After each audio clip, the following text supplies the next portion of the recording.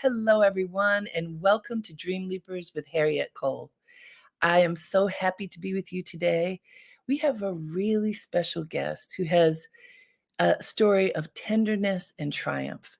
And I met her a few weeks ago with a good friend, Carew Daniels, who said to me, "You have to come. You have to come to this book signing.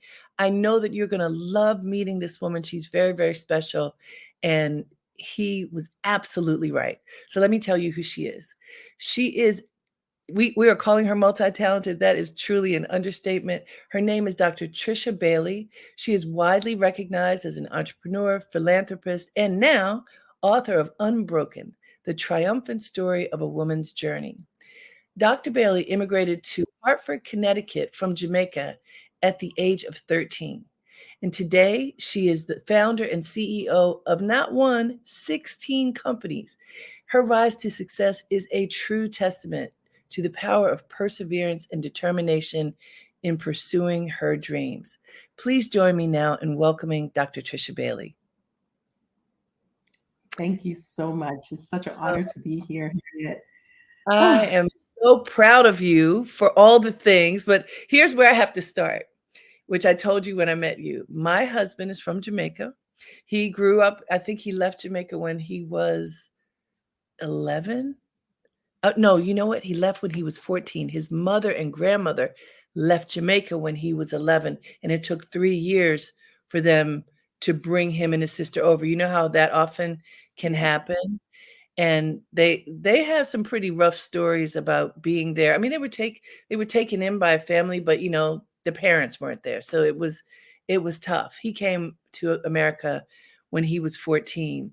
And I do think there's incredible resilience in Jamaican people. I've met many, you know, been married for 30 years to my husband, so I can see it. I know, right? You don't look like you're 30. Well, I appreciate that. We won't say how old I am, but guess what? More than that.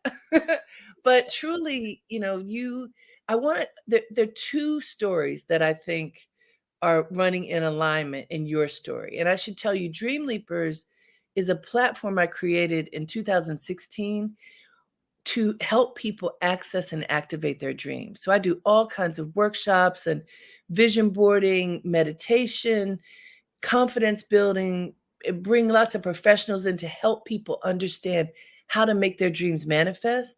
And this program is where I bring people on who are manifesting their dreams so that folks can have living proof that there are people out there that whatever their circumstances may be, that doesn't stop them. It doesn't thwart their ability to make their dreams happen, which is why it's such an honor to have you, because as your book describes, and we're going to get into this, you have this incredible story of success in the corporate world and the entrepreneurial world, and a harrowing story of some pretty bad relationships.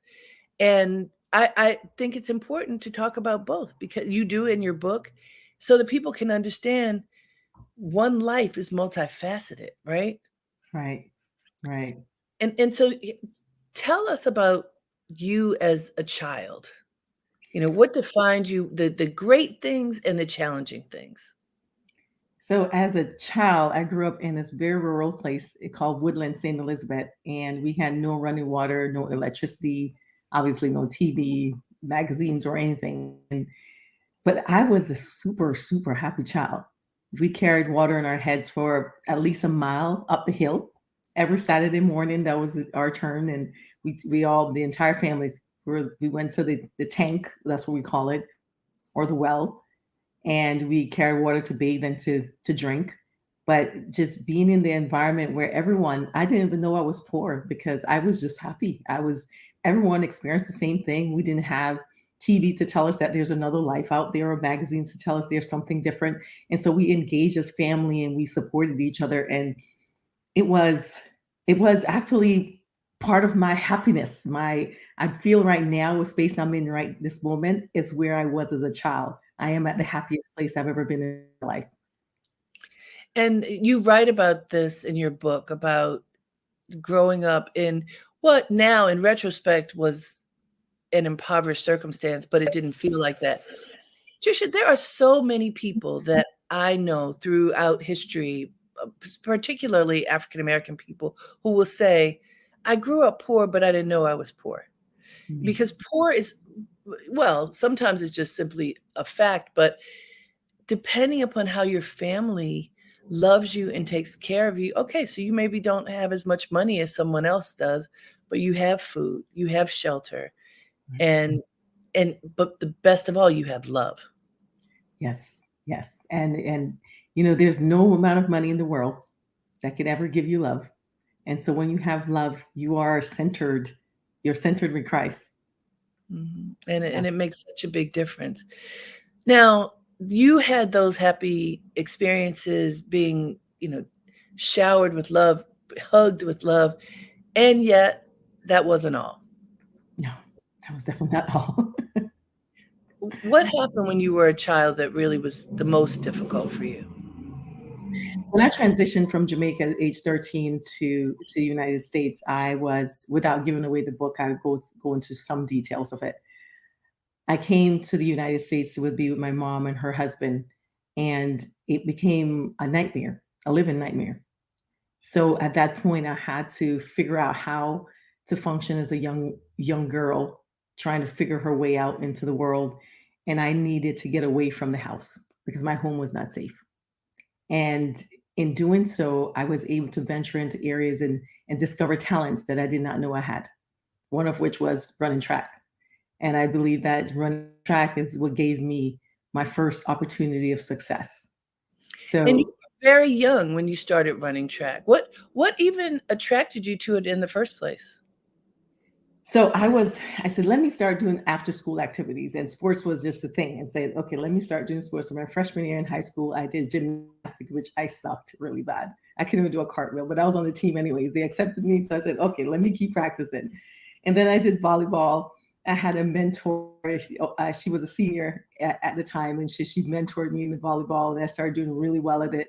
And I did tennis. And then my second year, my sophomore year, I was running around the track, and the track team, the gymnastic team practiced on the center of the track. So I was running around the track warming up, and one of the girls came to me and said, you're really good at running. And that's all I needed to hear. And I said, oh, okay, I'm going to quit gymnastic now, and I'll just join track team. And I joined the track team, and they paired me with the number one nation girl. So she and I were practicing together, and I was so determined. I wanted to beat her. I did actually beat her once. I was my celebratory moment. She was a senior, I was a sophomore, and so when she transitioned to college, I took over all the things that she was doing, and my history was written thereafter. You were an absolute star as a person in track. What did that do for you in your trajectory from high school moving forward? So it builds discipline. Mhm. It builds structure, time management, being able to complete something. So I am obsessed with completion. And the other thing that it did for me was teach me that you have to go all out in every single thing that I do. I do that now. I do that. I've done it all my career and my entire life. I go all out. I gun it. And in doing so, that's the type of things that track taught me. And I realized that after my sophomore year, my junior year, the coach left. So I had to coach myself. And now I was my own motivator. I had to create my own workouts. And it practicing those basically entrepreneurial skills, because that's what they are. It launched me into a success when I got to college. That is just I love hearing that because it shows your discipline, it shows that you stuck to it. Like you a lot of times when you don't have the coach or the trainer or, whoever the professional is to push you, Mhm. Sometimes people, even if they want to, they can't find it within themselves to push as hard as they would when they have that. What do you think it was in you that made you stay as tough when the coach went away? So I watched my grandmother. Oh my God, my grandma's like an angel. She was an angel on earth. I watch her every week. She will farm and she will load the donkey and she walks 25 miles to the market, work for 8 hours, sell the items, then she walked back 25 miles. So watching her and seeing my aunts and my grandmother do this every week, day in, day out, just working hard, I knew that there was not the idea of giving up never would cross my path because he Mhm. was like, I started this. I must finish and I must be successful at it because that's what I saw all my aunts and my grandmother and my mother doing as a young girl. It's so often something we see from family, something that we observe. You know, they say you better behave right because the children are watching you. They're watching what you're doing. They're going to emulate whatever it is you do. And what a great thing for you to emulate the actions and commitment and strength. Walking Yeah, 25 miles, that's a lot. Both that's a ways. lot, That's both a lot. ways. And then working 8 hours while you're there. Yeah. You know, it's interesting you say that. I when so my husband and I went to Port Antonio in Jamaica for our honeymoon, and we've gone there many times. And even in modern times, you see people, even the ones who are working in the hotels and hospitality industry, many of them walking on the road to work, Mhm. many of them walking without shoes on. And I learned it was because as I asked, people who were working at the place where we stayed, and they said, "Well, we don't wanna get the shoes dusty and broken down that we're wearing at work." Yeah, This is a level of commitment and just understanding of what it takes that, it's very different here in America. Yes, there's some hardship, but it's a different kind. yeah. Usually you have one good pair of shoes. When I was growing, up, it was one good pair of shoes, and you wear it to school and you wear it to church, and you better make sure you take off that good clothes and that good shoes because you're gonna get a whooping if you don't. There will Right. be no dust on it because this is your good pair, and you must take care of the things that you have. That is that's so true, and when you have that understanding and appreciation, I think it does make a difference. So Yeah, it you does. where did you go to college? My undergrad was the University of Connecticut. And that's you were living in Connecticut, so I was you in went. Connecticut. So Mhm. What I would be recruited by pretty much all the universities in the country for Division I schools. And I wanted to go to Morgan State, and my mom told me, "Nope, you cannot go to Morgan State. You got to go to UConn." Why? And Why didn't she let you go to Morgan? well, her reason was she didn't have money to bring me back home during the breaks. So she said UConn is 45 minutes away. At the time, the car we were driving 45 minutes. I realized recently it's only like 25, but at the time I didn't. It took 45 minutes to get there. So that's her reason. That was her logic for sending me to UConn. And it's Understandable. So I'm from Baltimore, and my father was a Morgan grad. So I'm very familiar with that school. It holds a tender place in my heart. So you went to UConn. You were you a track star there? I know you were playing. How'd you do? I did extremely well after my freshman year, ice because I couldn't perform freshman year because my SAT scores wasn't good enough. So my sophomore year, I started back. I was practicing all the time, but my sophomore year, I was really with the team. And my junior year, I did it. I did my thing. I definitely did my thing. My junior year, it was adjusting my sophomore year to the techniques of being collegiate level. That's a transition because in high school I won everything and it was easy. It was like I had a whole strategy of how I was going to run the 800 meters. Well, when I got to college, I realized everybody had the same strategy. So I had to go back to the drawing board and figure things out. So, and then once I did that, it was amazing after that. That's understood. I want to remind folks we are here at Dream Leapers with Harriet Cole, and we are talking to Dr. Trisha Bailey. Her book is called Unbroken. The Triumphant Story of a Woman's Journey. And what a triumphant story it is, Dr. Bailey. This is such a good read, and actually I want to go to that for a moment because it is riveting, the storytelling. I can see all of these moments, like when you describe your grandmother and being on the farm, to some of the challenging moments that you have. I know that you worked with a writer to capture your story. What was that writing process like? So I decided I wanted to write the book because I believe that my sole responsibility on earth is to help others. And I wanted to Mhm. be able to give it as raw as possible so that someone who's reading it can see both the personal side, but they can also find themselves in the professional side as well, and also be inspired from the challenges. So while I was writing it, we actually became the closest of friends because now I had to tell him all my secrets. And there were two stories that I did not want to include because I'm like, "Oh, I don't know." And he says, "Trish, secrets are never secrets. So go ahead and tell me it anyways."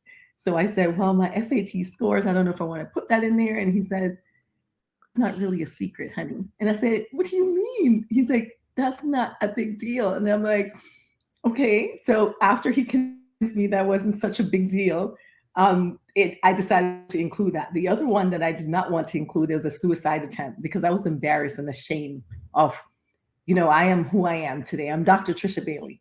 And I've gone through these type of challenges. But then I said to myself, the whole reason why I'm writing the book is to help people. And there are people in the world who find themselves in the dark spaces where there's no hope, where I once was. And I want to be able to share with them that there is hope, that they don't have to go to the complete dark side.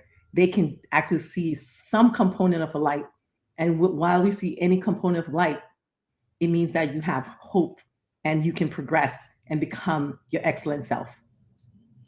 That's beautiful. I'm so glad you told all of those things. First of all, let's go to the SAT scores. He was right. Like in hindsight, whatever.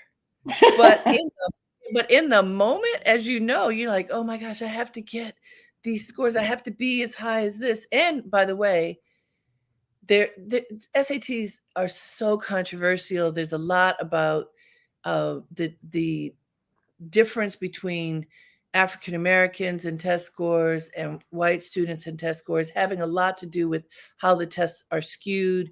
So many, many, many, many people of color do not do well on SATs, even when they're brilliant. But it's also true after you finish school, hardly anybody cares what your GPA was or any of that stuff. They want to know if you can perform. But there's something in us that says, oh, I have to be at this level. And you, as someone who clearly you have always been striving to be the absolute best and being a star athlete, that it's about seconds or tenths of seconds, right? Right, So right. so I totally get that, and the fact that you did share, and I highly recommend that folk read the book. It is, like I said, it's riveting.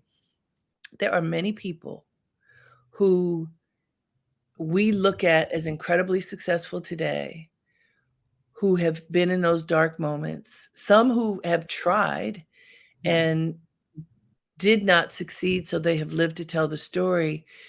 That that crisis of faith and belief in what could come next, that it could be better, is real. yeah. It's absolutely Mhm. real. Very real. It's very real. And, if I am able to impact one person, I have done my job. And I pray that able to impact millions and Well, be able to and you are, and you are. And so let's talk some more about your career because I wanna have share what your career has been and kinda juxtapose it to the other side of your life, which led you to the suicide attempt. You were the youngest, was it broker? What was your job on Wall Street? stockbroker. The youngest stockbroker, and tell us exactly what that was, what your job was. So my job was it's basically a financial advisor. And I was with Solomon Smith Barney at the time. They were the largest brokerage firm in the world.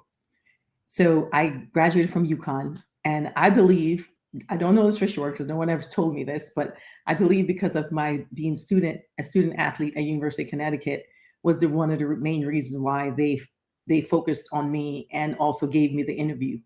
Because during the interview, most of it was about being an athlete at UConn, which was my foundation.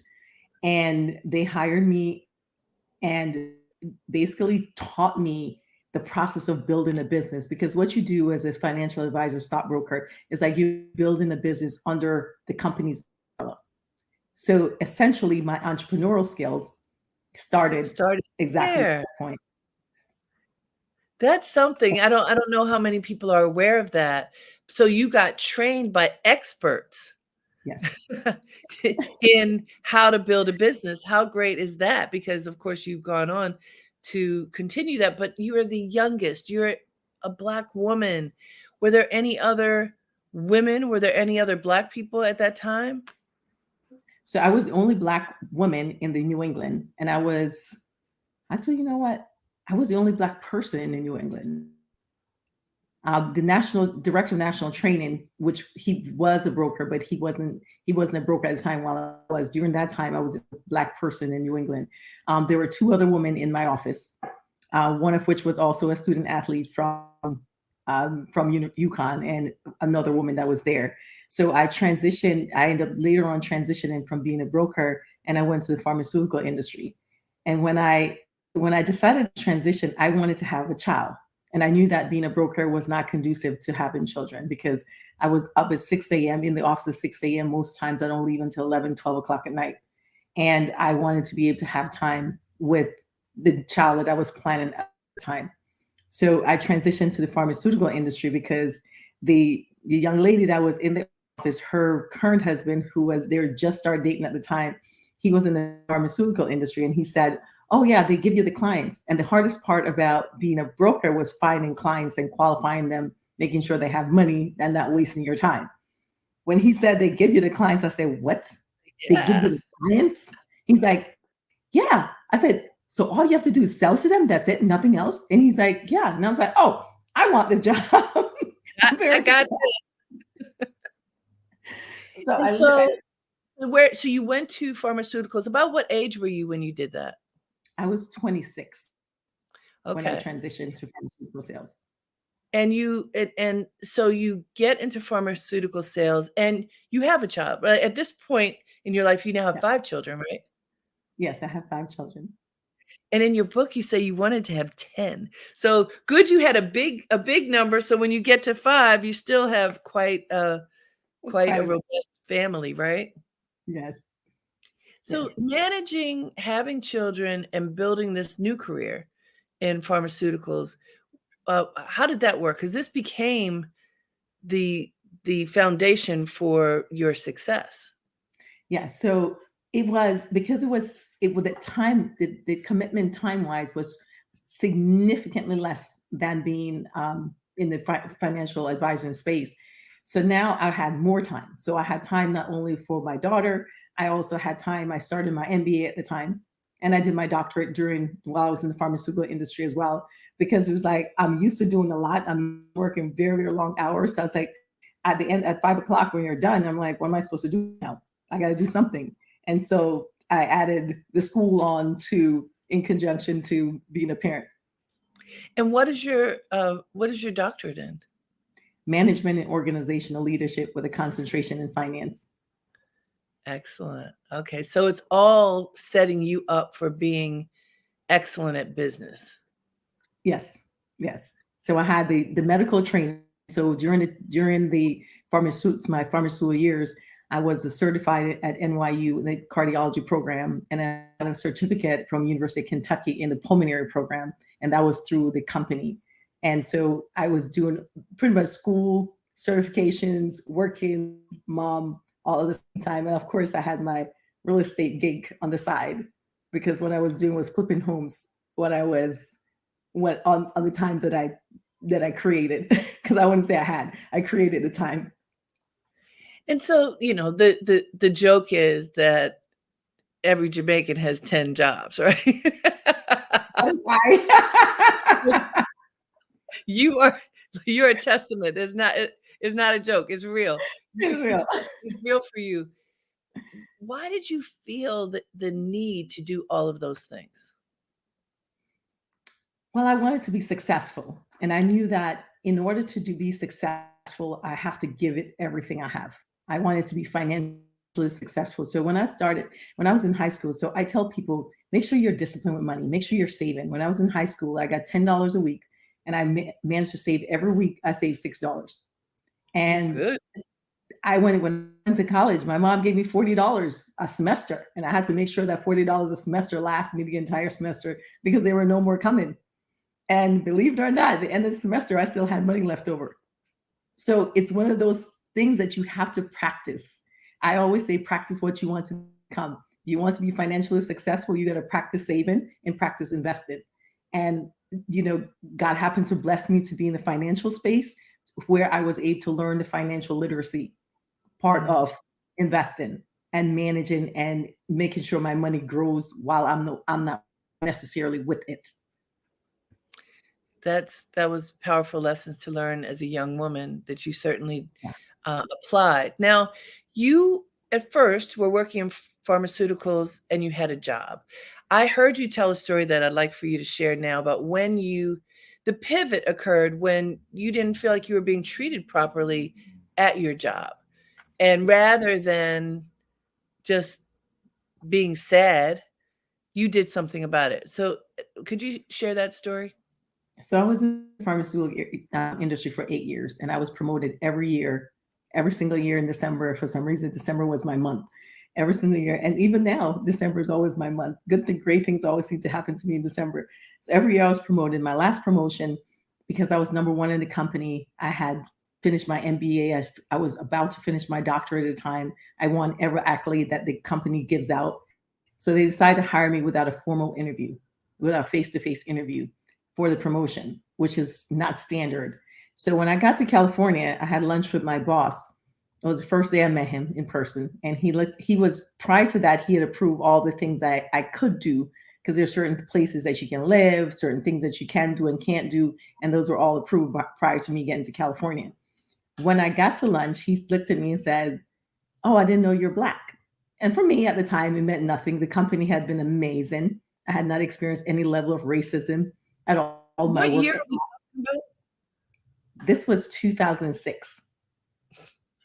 Okay, this is kind of mind-blowing. 2006, all right, and he says, "Oh, you're 2006. Black." All right, so what happened after that?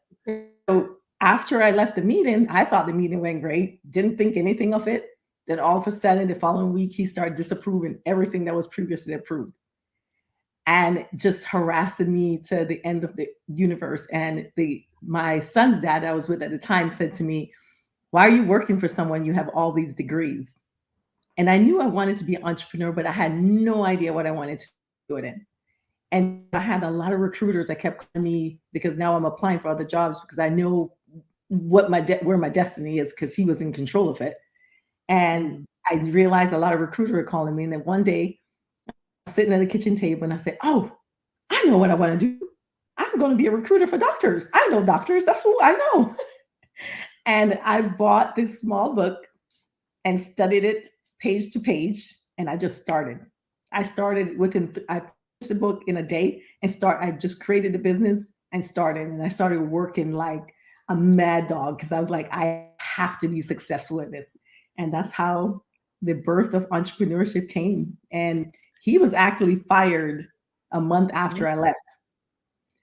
So, but I do thank him. I don't remember his name, but I do thank him for giving me that push.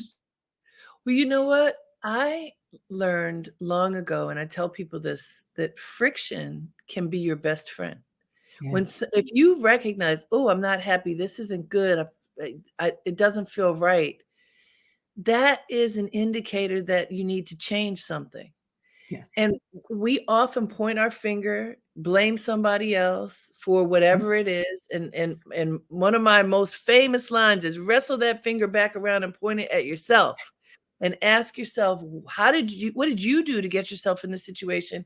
And what can you do to get yourself out of it? And that is exactly what you did. You didn't just stay and accept the kind of, you know, well, racism is what that was, Right. which shows itself in abusive ways. You left. Yeah. You left Yeah. and started a business that now you have multiple businesses. And I know one of the things that is said, to be successful in business, you have to fill a need, recognize a need and fill it, right? Right. Right. You have worked, you created a business with medical supplies, Mhm. which is hugely successful. What happened that made you recognize that there was a need there? So in 2008, when I decided that I did not want to live anymore, I ended up myself in a coma, 8 days. I was in California at the time. When I got out the coma, I wanted to be back in Florida. My larynx was clipped, so I couldn't speak, and I was wheelchair bound. So there was a layover in Atlanta. When I got to Atlanta, the flight attendant escorted me off the aircraft. She placed me in the corner, and and someone else was supposed to come and help me, but no one came. 2.5 hours later, I cried, just cried. A young girl came up to me, and she came close enough for me to tell her what I needed. And she assisted me to get to the next destination. And at that point, I realized that the disabled was invisible to the world. And that's the reason why I created Bailey's Medical Equipment and Supplies. I'm so sorry that that happened to you. And what a blessing for so many other people that you recognized you could do something about it. You didn't Yeah, have to be a victim. And especially because it came on the heels of your almost dying, when you didn't believe there was a reason for you to live. yeah. This gave you a reason. Yeah, they did, to care for others. And I never wanted a single person to ever feel the way that I did. And because of that, it's been the complete premises of my company. Every employee that you meet with my company and every person that we service, it's consistent across the board. I inject so much love into my staff so that they have so much to be able to give out a portion of it and keep a portion for themselves. Because I lead in a way that if I'm not giving to you, you don't have anything to give out. And because I need you to be able to care for the people like myself, a young girl in a wheelchair, care for the people that you engage with, I make sure that they feel that love from me in every single capacity, in every shape or form. That's beautiful. Hey guys, this is Dream Leapers with Harriet Cole. We are having such a wonderful and tender conversation with Dr. Trisha Bailey. She has written a book, Unbroken, the triumphant story of a woman's journey. I love that you call it triumphant. It's triumphant for lots of reasons. You, as a runner, learned the discipline of doing it anyway. You Yeah. have to do it. You have to do it. And triumph occurs when you keep at it, even when it's tough, right? Gotta keep pushing through it.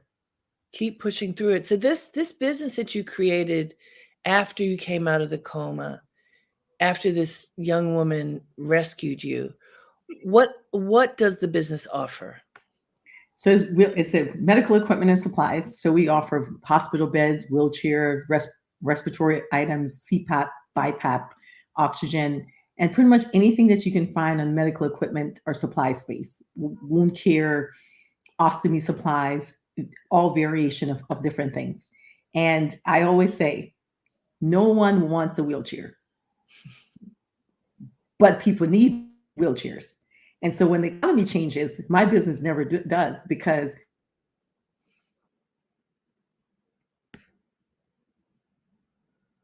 ambulation or cane or walker or a hospital bed, you have to have it because you need it for your survival purposes. And so, not only because of the love and care I intend to provide to my patients, the economical component of it works really well for me as well. And so that business started at that point, and you have other businesses. What was the strategy for starting and building other businesses? So I always say one business must feed before you start first. The first business must feed itself in surplus to be able to afford a second business. And so I waited until my first started feeding itself and has significant surplus to be able to feed. And I added pharmacy because pharmacy patients are my medical equipment patients and vice versa. And then I added medical scrubs to it because now the providers who send the orders for medical equipment pharmacy, now they're coming in and they get to experience the love and kindness that my staff provides. And they're the ones who are referring. So everyone, and when I opened another location, the biggest thing that happened with the medical equipment. So I had this tiny store. It was like 600 square feet. This was my warehouse and my office. That And is small. yeah, very small. So because I'm all about keeping your overhead as low as possible when you start this, because it's about how much you service and how you let people feel versus the glam and the glitters. So when I started, I decided to apply for the competitive bids. It was a new thing that they just recently implemented, and I said, let me apply for it just to see what I'll do wrong, and that way, then if they come to my area, I will actually know what I've done wrong, and I will actually win the bid. Well, I applied for almost every bid that I could apply for, and I won all of them. Ah, good So for I you. I was in the office and I got a FedEx envelope. I go back in the office. My staff is there. They're all working. And all they hear was this ginormous scream. And they all run to me like, what's wrong? What's wrong? And I'm like, oh my God, we just won all What's of this. right? And at this point, I had 3 months to expand to all the areas. And so that's Ooh. where the launch really started.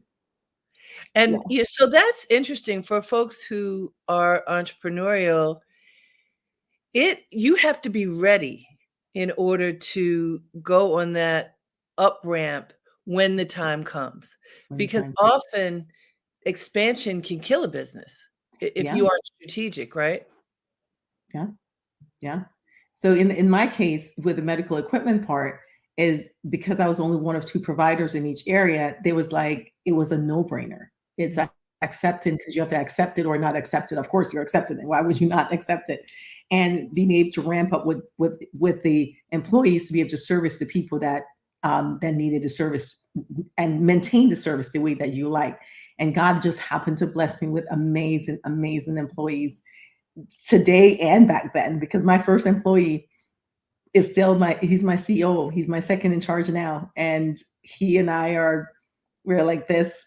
He trusted my vision. I trusted him to develop him into the leader that he is. And I am just grateful for him. And having good employees, loyal employees, people who share your vision is essential for you to It be is. successful. You cannot do it alone. You I don't cannot. can. It's not possible. Yeah, Yeah. that's an important point. I hope people are listening. Yeah. It is a mistake to believe you can do it alone. It is a No, mistake. That is an ego that is too big, isn't it? way too big. And it literally leads to disaster because there's absolutely no way that you can do it by yourself. So you have to trust the people you hire. Now you coach them and guide them, and you have to be able to completely let go. And if they do something, you grab a finger and redirect it, but then you let go and see how you guiding them, and treat them well. If you're making money, they should be making money too. You're buying a new house, they should be able to afford another house. Now they may not be able to afford the same things that afford, but they should be able to live comfortably if you're living comfortably because they're the one who's committing themselves and working hard in the processes in that you to provide your vision. And I think a lot of employers just choose not to treat employees well. And I'm not one of those people. Yeah, I support my staff outside of work and inside of work, most of which have bought their first homes since they have worked with me. beautiful. And I do a financial literacy program with them, teach them how to fix their credit, teach them how to invest, teach them how to save, because I think it's so important for you to support them outside of work as well as inside. That's beautiful. And that's why you have loyal employees and why I didn't say this before because I wanted to wait for the crescendo moment. You, with your 16 businesses, are the first Black female billionaire of Jamaica. Isn't that a fact? It is. It is a fact. It is absolutely a fact. That is congratulations. Thank That's a you. lot of hard work and focus, Mhm. And I love hearing about your generosity as you have built so much wealth, because not everybody's generous either. Oh, a lot of people are not. Well, you mentioned something, when I heard you before talking about how you help students. I'd like for you to share your philosophy about supporting students, because you do a lot of supportive students. Yeah. So I have about 300 to 400 students are on scholarship from me over the last 7, 8 years or so. And especially my full scholarship students, I look for the work ethic. That's the main thing I look for. I look for the passion in what they're looking to do and how much they're willing to do to get to that goal. And when they are in that space, it's easy for me to write a check because I know it's an investment because they're going to be able to put their hand back and pull their next young person close to them. And that my goal is to be able to touch as many young people as they are, whether through the scholarship program or mentoring program, or simply be able to give them a kind word of encouragement so that they know that they can become whatever that they want to be as long as they keep their blinders on, because you're going to experience sexism, racism, classism, ageism, and stay in your placeisms. Yep. But as long as you keep those blinders on, you're not focusing and distracted with every obstacle that comes along, because you cannot fight every battle. Because what happens if you try to fight every battle, what will happen is you'll run out of energy. And when the real battles come that you have to fight, you won't have enough energy. And then at that point, you want to give up. And another thing you said is parents can't be the ones knocking on your door asking for that financial support. If the No. student doesn't ask for it, the student doesn't get it. Yeah, because what happened if parents want if whenever parents message me and I say my son or my daughter, I'm instantly stop reading. Because if your daughter wants a scholarship and your son wants a scholarship as young adults, they must be the one asking me for the money. They must be the one telling me what they're doing in their lives, what they're progressing. And I raise my children that way. My 14-year-old, I do absolutely nothing with him. Nothing. I don't check his homework. I don't check schoolwork. All I know, he comes home with straight A's every semester, and he know better. He gets every award that there is because he knows better. My daughters, what in college, the only thing they get is a credit card. Here, credit card, pay for your applications, pay for the things that you need. But outside of that, they do all the work themselves because that's how you build leaders, and that's how they have critical thinking skills. That's Mm. going to develop them into be successful employees or entrepreneurs and successful adults in general because you hold their hand just enough to guide them, but you shouldn't be holding their hands forever. I hope that folks heard that message. That was a very strong message. In the world of helicopter parents, that is a very strong message for people to hear. So I want to pivot because you spend a lot of time in your book telling stories that are about another side of your life, Yeah. challenges with relationships. Yeah. And as strong and clear and dynamic as you have been in your business life, building a $1 billion empire, you haven't had that same kind of success in relationships. Well, you didn't have anyhow. And it's a thing that puzzles so many of us. You know, so many women have been in relationships where that have been abusive in one way or another. What do you think it is that allowed that to happen in your life? I know what happened with me because I had such challenging teenage years. Whenever you're escaping from the trauma, and it, from what I did 10 years of talk therapy, which teaches you the boundaries and teaching you to say no and all those different things. But it's not until I did EMDR, which is eye movement desensitization reprocessing. So EMDR. And when I did EMDR, the therapist explained to me that in what happened with trauma, they're like ice cubes in your subconscious. So they're just there. They're literally just there and they're making all the decisions for you. So what you think you're running from, you actually run into it because that's where the comfort place actually is. And so until you actually go through and melt those ice cubes so that you can think properly and your brain is the one who actually making the decisions for you, you won't be able to escape that route because I got to the point where it was like one abusive relationship after another. And I'm like, something gotta give. What is going on? I gotta make better decisions than this. I'm this dynamic business person over here. Right. And yet I am sorely failing in these relationships. I'm pouring all of myself. I'm being kind and loving and open, but it's not working. And I got to the point where I said, oh, I guess, well, you put all yourself in your business, it's going to be successful. You put all yourself in humans, you can't control humans. So they're going to be who they are. But I didn't know that it was because I was running from what I'm running from is what I was running to. And once I did 8 sessions, I did 8 sessions of EMDR therapy. I was able to choose and date normally. And as I was able to date normally, I ended up meeting the most amazing man. I didn't even know men like him existed, to be That is honest. so beautiful. Let me just remind folks, this is Dream Leapers with Harriet Cole. We are talking to Dr. Trisha Bailey, who is the author of Unbroken, the triumphant story of a woman's journey. And right now we're talking with Dr. Trisha about her transformation in terms of personal relationships. And I appreciate so much that you share details of what happened in your life and what you just described. You think you're running away from something, but you're running right back to something else. This happens to many people who are smart, who are successful. It is not, I mean, it sure it can be embarrassing because you can't believe like your brain, how in the world did this, how is this happening to me? Right. Right. And we know that there are so many people who suffer from domestic abuse and many who don't survive it. You know, thank Yeah. God you survived. You God. have some instances of physical abuse that could have killed you. Yeah. How did I you felt, I survive felt, the physical? How did you survive that? oh man, how did I survive that? Only God, really, truly God. I remember being in that last situation and I knew I was going to die. Like I knew he was going to kill me. And I was like, my brain just started saying, okay, you got to strategize. You got to figure out how to get out, figure out how to get out. And every time I tried to escape, he wouldn't let me escape. And I was like, this man was plotting.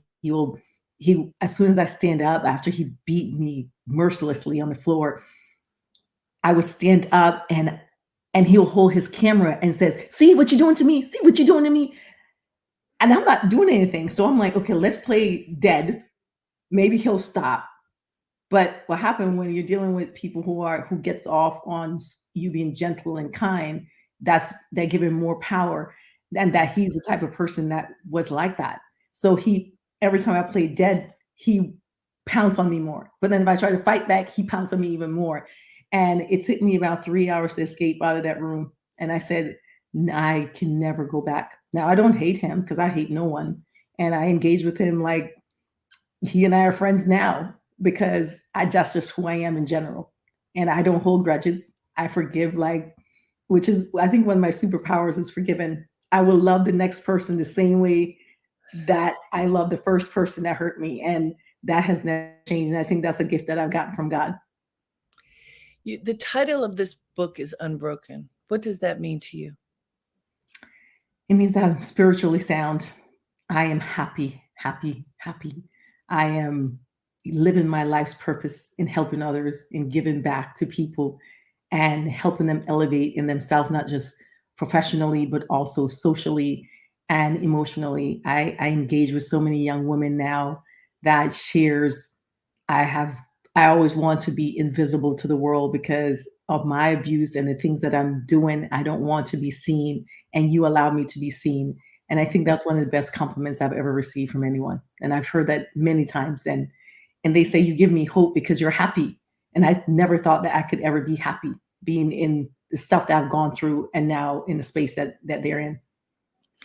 Well, we thank you so much. I recommend that wherever you are in your life, this book is going to be helpful to you because it'll help you and the people around you. And at this time when we are honoring people who have survived domestic violence, we just want to say thank you, Dr. Trisha Bailey, for writing Unbroken, the triumphant story of a woman's journey. And it took a lot of courage to make this book. And even with all of your success, unmasking and sharing things about your life that show your vulnerability, but also your resilience, I know is that this is going to help a lot of people. So thank you. Thank you for being with us today.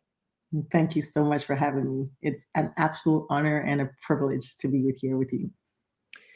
Thank you, everybody. Thank you for joining me here for Dream Leapers with Harriet Cole. This was a very important conversation with Trisha Bailey. Get your copy of Unbroken, the triumphant story of a woman's journey now. Until next time, have a great day and make it count.